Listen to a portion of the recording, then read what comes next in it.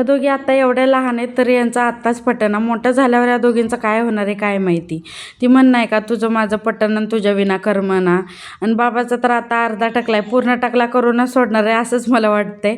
आणि हे बघा हे सशाचं कान करून हिला किती मज्जा येते. 3 दिवस झाला आमच्या इकडं पाणी आलं नाही. मग काय खाली जे एक चेंबर आहे तिथनं भरलं, वर खाली करून तर कंबरटच गायला आलं.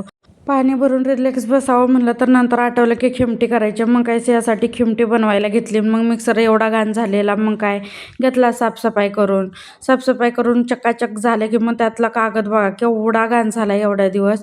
मग तो चेंज केला. कागदामध्ये ठेवायचं फक्त कारण एक ते म्हणजे स्वच्छ राहतं, बाकी काय नाही. मग काल कडूसनं खूप दिवसांनी इंद्रायणीचा भात आणलेला, तोच आज केलेला. आणि मग काय घेतला दूध भात खायला.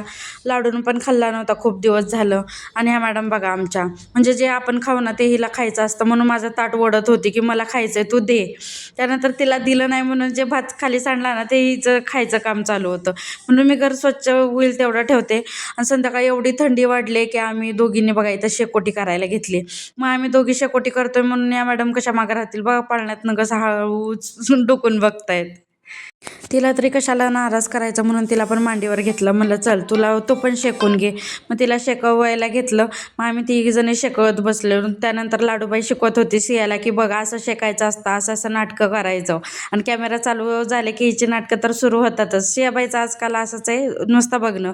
तुमच्या इकडं थंडी कशी आहे नक्की कमेंट करा.